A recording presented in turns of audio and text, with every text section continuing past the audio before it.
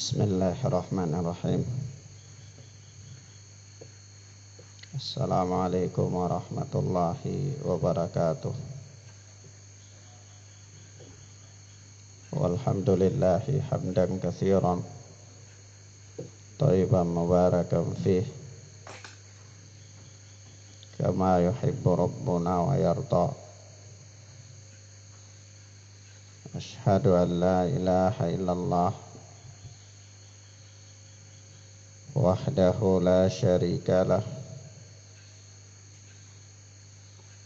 wa asyhadu anna Muhammadan abduhu wa rasuluh sallallahu alaihi wa ala alihi wa ashabihi wa man sara ala nahjihi ila yaumil qiyamah. Amma ba'd. Ikhwanna fiddin, a'azzani Allahu wa iyyakum. Kita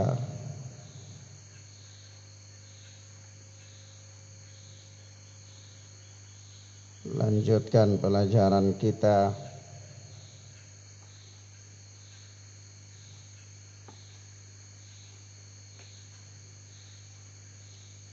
yaitu dengan Arba'in An-Nawawiyah.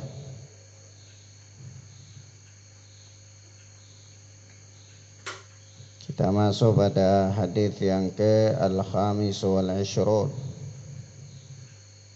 hadis yang ke-25. Berkata Imam Abu Zakaria Muhyiddin Yahya bin Syaraf An-Nawawi rahimana wa rahimahullah, an Abi Dzarrin al-Abi Dzarrin aidan radhiyallahu anhu aidan, dari Abu Dzar Al-Ghifari radhiyallahu taala anhu, dia berkata, anna unasan min ashabi Rasulillah sallallahu alaihi wasallam qalu lin nabiyyi sallallahu alaihi wasallam, bahwa ada sekelompok sahabat Nabi sallallahu alaihi wasallam, mereka bertanya atau berkata kepada Nabi sallallahu alaihi wasallam. Kata mereka, ya Rasulullah, dhahaba ahlud duturi bil ujur yusalluna kama nusalli wa yasumuna kama nasumu wa yatasaddaquna bi fuduli amwalihim. Kata mereka, wahai Rasulullah, orang-orang kaya mereka pergi dengan membawa amal-amal yang banyak, yaitu yakni kembali di hari akhirat, ya, dengan membawa amal-amal yang banyak, yaitu yusalluna kama nusalli, mereka salat sebagaimana kami salat, wa yasumuna kama nasum, mereka puasa sebagaimana kami juga berpuasa, sama. Tetapi wa yatasaddaquna bi fuduli amwalihim, mereka bersedekah dengan kelebihan harta mereka. Ya, kelebihan harta itu maksudnya harta yang lebih setelah yang dipakai untuk kebutuhan keluarga. Jadi ada lebihnya, lebihnya itu mereka sedekahkan. Jadi mereka punya pahala lebih, ya. karena dia kaya, punya banyak uang, harta, ibadah-ibadah dia lakukan sama dengan orang-orang fakir wal masakin juga lakukan. Tapi giliran mereka bersedekah, orang-orang fakir nggak bisa. Ya, jadi mereka lebih di situ. Qal, maka Nabi sallallahu alaihi wasallam bersabda, awalaisa qad ja'alallahu lakum ma tasaddaquna inna bikulli tasbihatin sadaqah wa kulli takbiratin sadaqah wa kulli tahmidatin sadaqah wa kulli tahlilatin sadaqah wa amrun bil ma'rufi sadaqah wa nahyun 'anil munkari sadaqah wa fi bud'i ahadikum sadaqah. Nabi sallallahu alaihi wasallam kemudian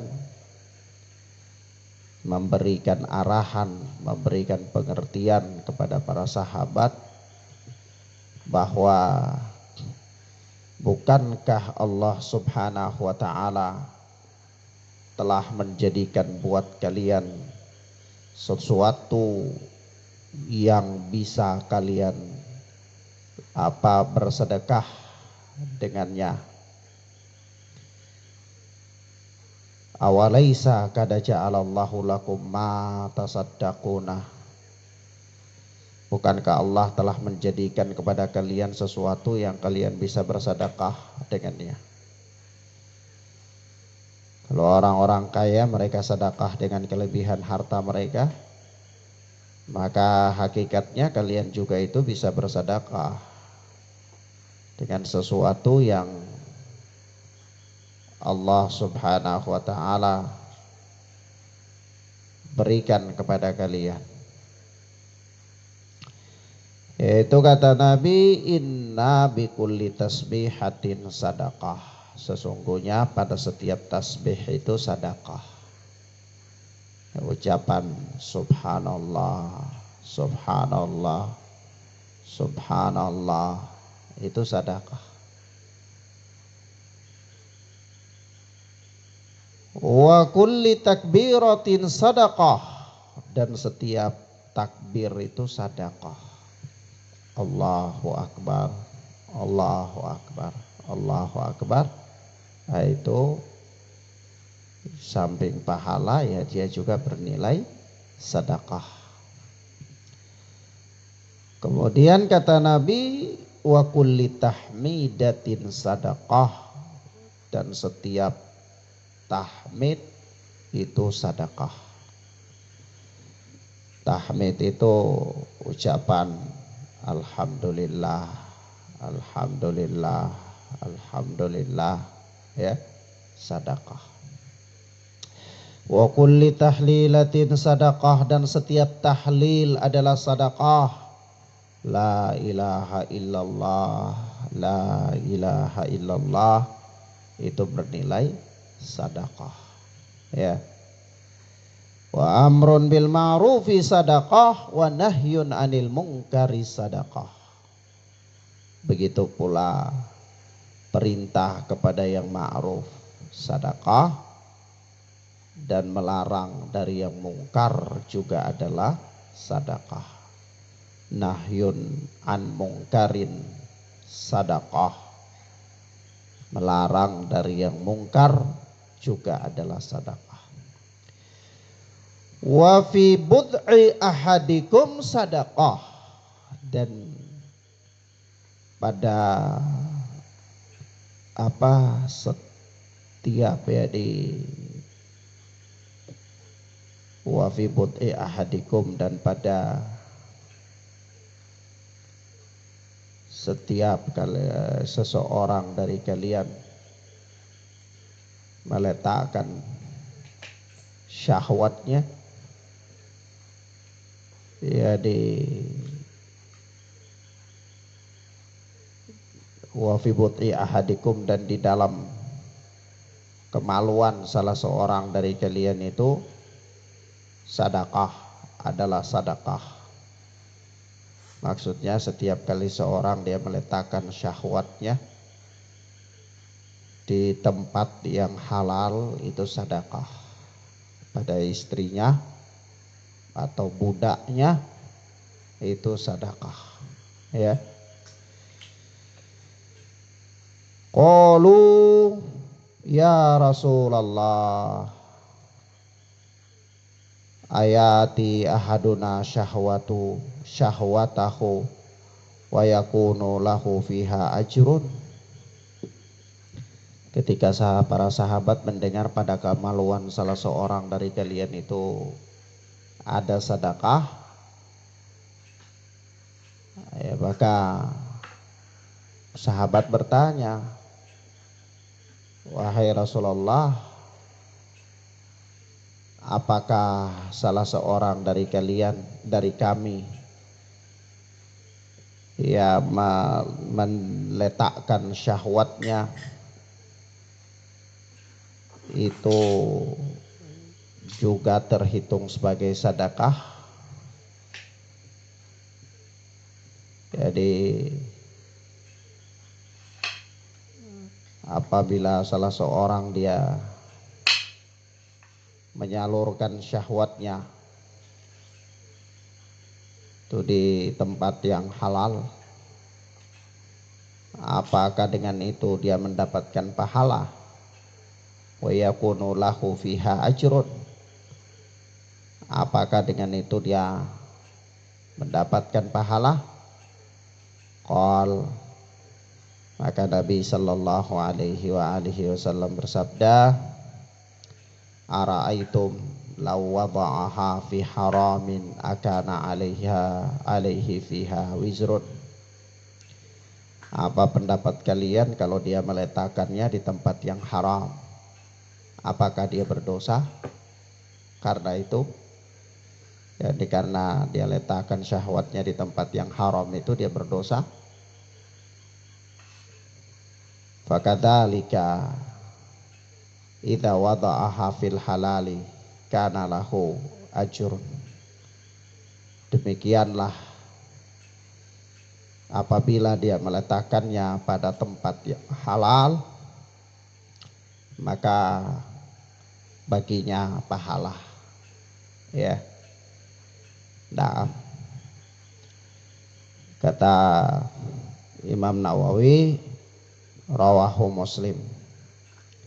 Hadis ini dikeluarkan oleh Al-Imam Muslim rahimana wa rahimahullah. Jadi ikhwana fiddin azani Allah wa iyyakum, hadis yang mulia ini kandungannya luar biasa sekali, ya. Maka dari itu Syekh Fauzan mengatakan fi hadzal hadis bayanu kathrati turuqil khair. Pada hadis ini terdapat penjelasan tentang banyaknya jalan-jalan menuju kebaikan, ya. Di jalan menuju kebaikan itu banyak sekali yang disyariatkan oleh Allah Subhanahu wa ta'ala. Kalau seseorang tidak bisa menuju kebaikan dengan suatu amalan, maka dia bisa menuju kebaikan dengan amalan yang lain. Kalau dia terhalang dari suatu amalan, maka di sana pasti ada terbuka baginya amalan yang lain untuk dia lakukan. Kenapa? Karena banyak sekali jalan-jalan untuk menuju kebaikan itu. Wa anallaha subhanahu wa ta'ala yassara turuqal khair likulli ahadin yuridul khairah al-ghani wal faqir. Itu, dan Allah subhanahu wa ta'ala memudahkan jalan-jalan kebaikan untuk setiap orang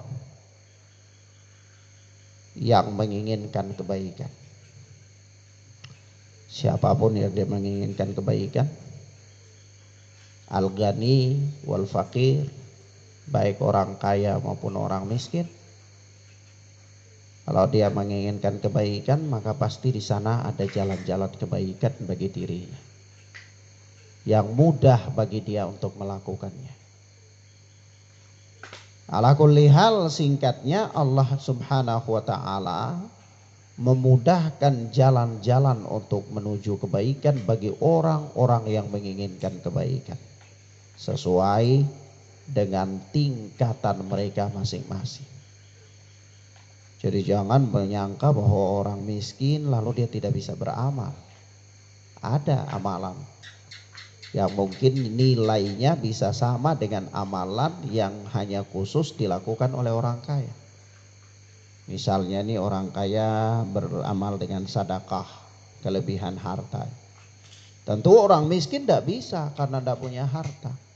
Tapi apakah dia terhalang dari bersedekah? Ternyata tidak. Allah memudahkan, membuka pintu yang lain, yang kalau dia lakukan nilainya pun adalah nilai sedekah. Yaitu apa? Yaitu tadi tasbih, takbir, tahlil, tahmid, ya, bernilai sedekah. Ini Allah Subhanahu wa ta'ala itu maha baik, ya. Nah, Allah dengan kasih sayangnya selalu memudahkan dan membuka peluang-peluang untuk melakukan kebaikan bagi orang-orang yang ingin melakukan kebaikan. Tapi yang namanya manusia,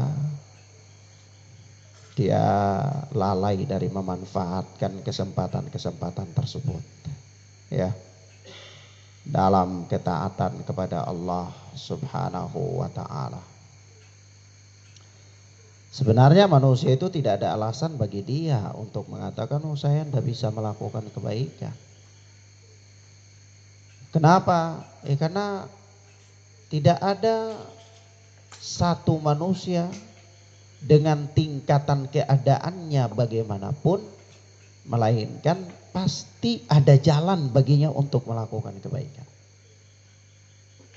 Taruhlah misalnya begini, orang sakit, dia ingin sholat,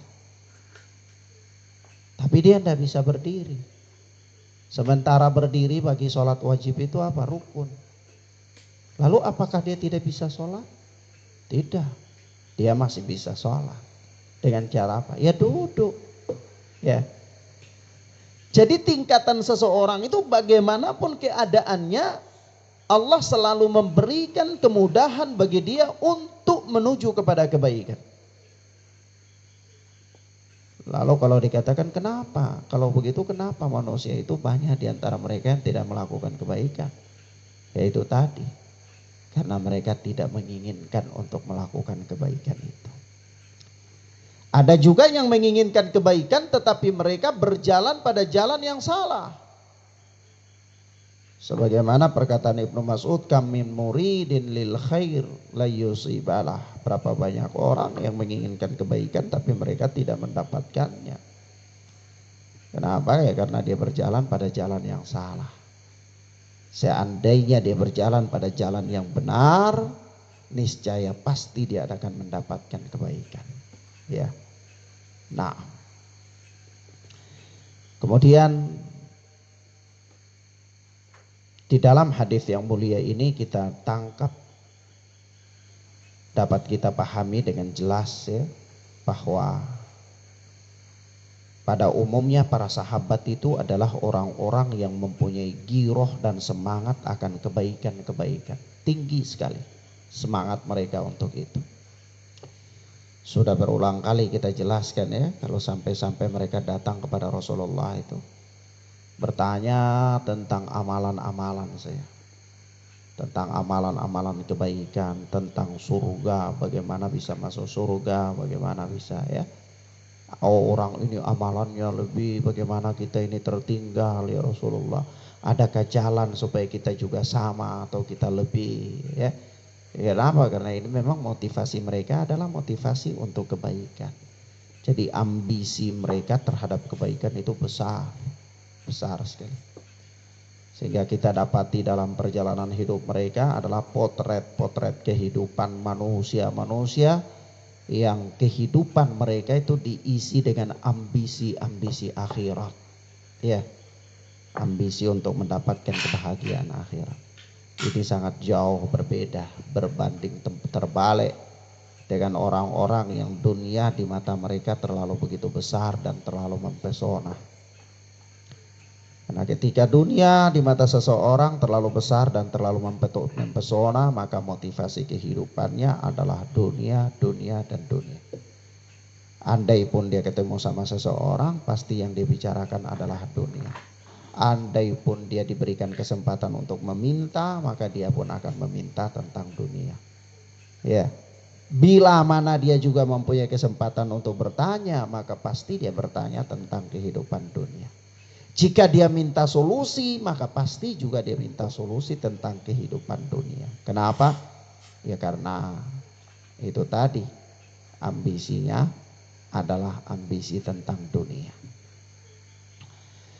Tapi kalau kita lihat perjalanan hidup para sahabat ridwanullahi alaihim ajma'in dan orang-orang saleh yang mengikuti mereka dengan baik, kita dapati dalam kehidupan mereka adalah kehidupan yang memang luar biasa, yaitu kehidupan yang memang fokus mereka, konsentrasi mereka, ambisi mereka adalah tentang kehidupan akhirat.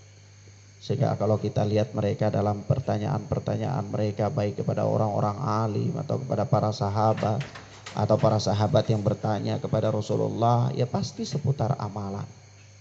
Ya.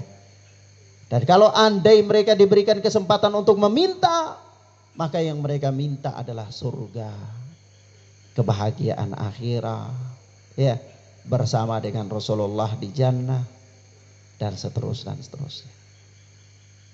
Sehingga terlalu banyak contoh ya. Kita lihat Ukasyah. Ketika Rasulullah bicara tentang 70.000 orang yang masuk surga tanpa hisab dan tanpa adab, di akhir daripada kalimat itu dia buru-buru langsung berdiri. Dan ya Rasulullah, doakan saya supaya bersama dengan mereka. Kenapa? Ya ambisinya. Ambisinya untuk apa? Untuk kehidupan akhirat itu. Dan begitu pula ketika para sahabat diminta, ditanya oleh Rasulullah, disuruh oleh Rasulullah, mintalah. Maka dia, Rasulullah, aku minta supaya dekat bersama dengan engkau di surga. Ya. Rasulullah katakan, ya bantu aku dengan memperbanyak sujud. Lakukan sholat-sholat sunnah. Sebagaimana datang dalam hadis-hadis yang sahih. Tapi yang ingin kita katakan di sini adalah itulah ambisi mereka. Coba bayangkan, sampai-sampai orang-orang miskin di antara para sahabat itu mereka datang kepada Rasulullah, bicara kepada Rasulullah, minta bimbingan kepada Rasulullah, itu bukan tentang harta. Padahal mereka miskin, ya, mereka miskin. Nah, kalau orang miskin kan dia bicara minta harta, ya mungkin kita masih ya iyalah, wajar lah ya, dia terbatas, kemampuannya nggak ada, kesanggupannya terbatas. Tapi ini orang-orang fakir datang kepada Rasulullah, mereka bukan berbicara tentang kefakirannya, bukan meminta solusi tentang dunia mereka, tetapi mengadu bagaimana orang-orang kaya beramal dengan harta, kelebihan harta mereka. Lalu apakah gerangan yang dapat mereka lakukan untuk untuk bisa seimbang dengan orang-orang kaya dalam beramal itu? Kalau orang kaya beramal dengan kelebihan harta mereka, lalu kami apa? Kalau kami nggak ada sesuatu yang bisa menyeimbangi mereka, bisa membuat kedudukan kita itu sama dalam mereka dalam perlombaan dengan amalan, maka sungguh kami tertinggal dari mereka. Maka orang-orang fakir itu mengatakan, ya Rasulullah, dhahaba ahlud duthur bil ujur. Orang-orang kaya pergi dengan membawa pahala yang banyak. Mereka pergi dengan membawa pahala yang banyak. Iya. Jadi kata para ulama, ad-duthur itu maknanya adalah al-aghniya'ul ladzina indahum amwalun katsiratun tazidu an hajatihim. Yaitu orang-orang kaya yang mereka punya harta yang banyak, yang lebih daripada kebutuhan mereka.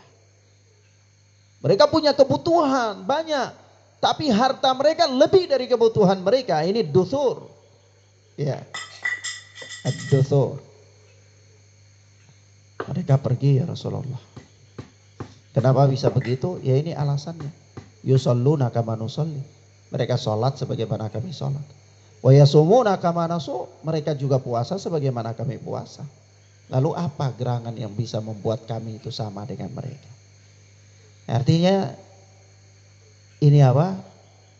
Pertanyaan, pengaduan kepada Rasulullah supaya Rasulullah membimbing mereka untuk suatu amalan yang sekiranya mereka tidak tertinggal jauh dari orang-orang kaya ini. Maka Rasulullah pun membimbing. Awalaisa qad ja'alallahu lakum ma tasaddaqun. Bukankah Allah juga telah menjadikan kepada kalian sesuatu yang kalian bisa bersedekah dengannya? Apa itu? Ya ini inna bikulli tasbihatin sadaqah wa kulli takbiratin sadaqah wa kulli tahmidatin sadaqah wa kulli tahlilatin sadaqah wa kulli takbiratin sadaqah. Yaitu pada setiap kali apa? Tasbihatin sadaqah, tasbih itu sadaqah. Wa kulli takbiratin sadaqah, setiap takbir itu sadaqah. Wa kulli tahmidatin sadaqah, dan setiap tahmid itu sadaqah. Wa kulli tahlilatin sadaqah, dan setiap tahlil itu sadaqah. Bahkan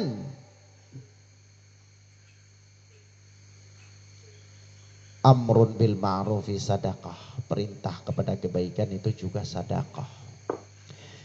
Wa nahyun an munkarin sadaqah, dan larang daripada kemungkaran juga sadaqah. Bahkan lebih dari itu lagi ada sadaqah, yaitu apa? Fi bud'i ahadikum sadaqah, pada kemaluan kalian itu ada sadaqah. Ya. Bagaimana? Yaitu sahabat bingung. Oh, berarti kalau pada kemaluan berarti ini meletakkan syahwat. Lalu ya Rasulullah, ayati ahaduna syahwatahu wa yakunu lahu fiha ajrun.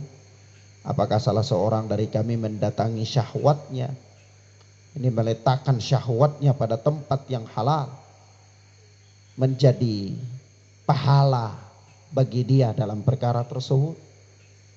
Maka Rasulullah tidak mengatakan iya, tetapi Rasulullah memberikan kiasan kepada mereka.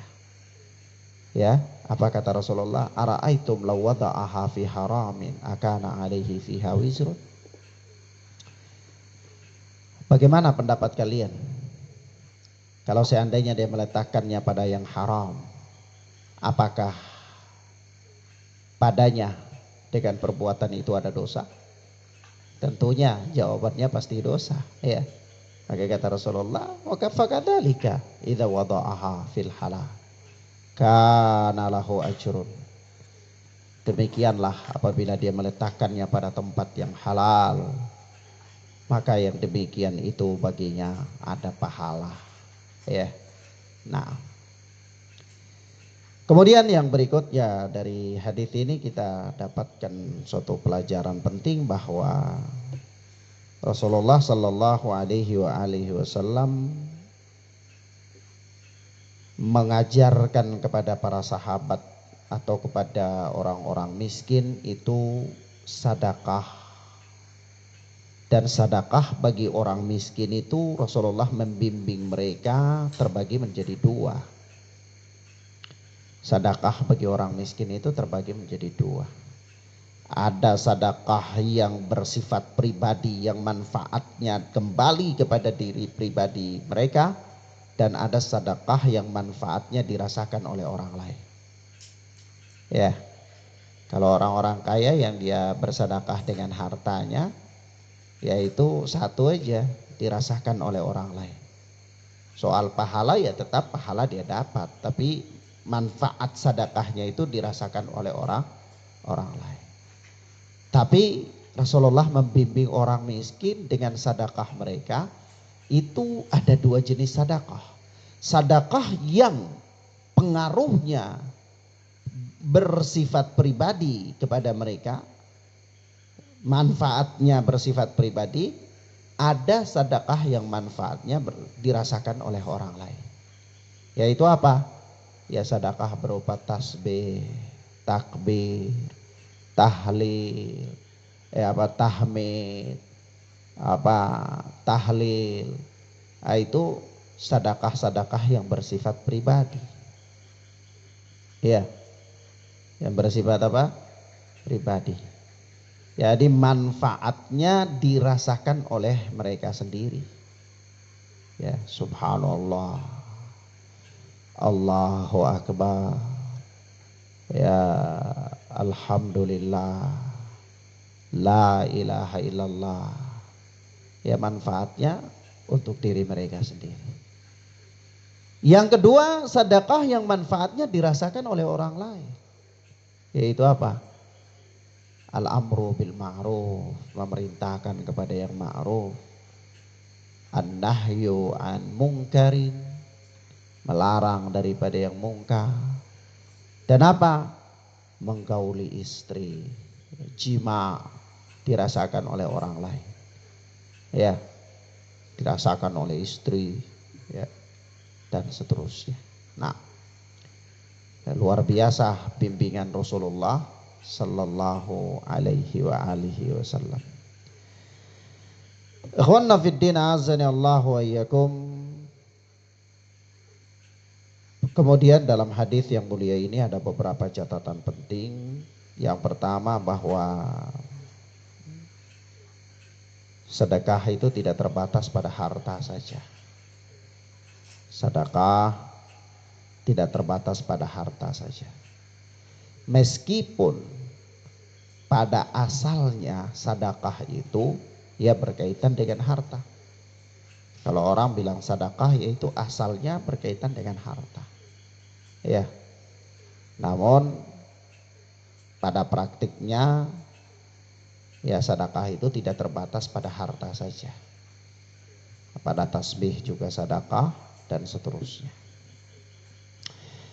Yang kedua, catatan yang kedua dari hadis yang mulia ini bahwa motivasi untuk bertasbih, bertakbir, bertahmil dan bertahlil. Ya. Ini motivasi. Ala kulli hal pada umumnya motivasi untuk seseorang itu dia membasahi lisannya dengan zikir kepada Allah Subhanahu wa ta'ala. Ya. Nah. Yang ketiga, barang siapa yang tidak mampu untuk melakukan suatu amalan, maka pasti terbuka untuknya peluang-peluang untuk beramal dengan amalan-amalan yang lain. Kenapa? Ya karena itu tadi yang kita katakan bahwa jalan-jalan menuju kebaikan itu sangat banyak sekali bagi orang yang menginginkan apa? Kebaikan. Kalau seorang dia ingin melakukan suatu amal ketaatan dan dia tidak sanggup, maka pasti ada jalan-jalan ketaatan yang lain yang dia sanggup. Maka dari itu hendaklah dia memperbanyak ketaatan lewat jalan-jalan yang dia sanggupi tersebut. Ya. Jadi ada seorang dia mau bersedekah, dia nggak mampu, dia fakir. Maka terbuka jalan ketaatan yang lain yang bisa menyeimbangkan nilainya, yaitu sedekah, bisa bernilai sedekah, yaitu tasbih. Maka apa? Dianjurkan bagi dia untuk memperbanyak ketaatan di jalan yang dia sanggupi itu. Ya. Nah. Kemudian dari itu catatan yang berikut adalah dalam hadis yang mulia ini ada motivasi untuk amar ma'ruf nahi mungkar. Untuk memerintahkan kepada yang ma'ruf dan melarang dari yang mungkar. Dan catatan yang paling terpenting dari hadis yang mulia ini adalah kembali kepada orang alim dalam menentukan permasalahan. Ya. di mana para sahabat itu kembali kepada Rasulullah. Mereka rujuk kepada Rasulullah tentang apa? Ya tentang suatu permasalahan yang mereka hadapi, yaitu permasalahan perlombaan dalam beramal antara orang-orang kaya dan orang-orang apa? Fakir. Ya. Mereka kembali kepada Rasulullah, rujuk kepada Rasulullah, tanya kepada Rasulullah sallallahu alaihi wa alihi wasallam. Nah, demikian ya ikhwan fiddin azani Allah wa iyyakum. Beberapa hal yang bisa kita sampaikan pada kesempatan yang mubarakah ini, mudah-mudahan bermanfaat bagi kita insyaallah taala. Wassallallahu ala nabiyina Muhammad wa ala alihi wa sahbihi wasallam. Subhanakallahumma bihamdika asyhadu an la ilaha illa anta astaghfiruka wa atubu ilaik. Wassalamualaikum warahmatullahi wabarakatuh.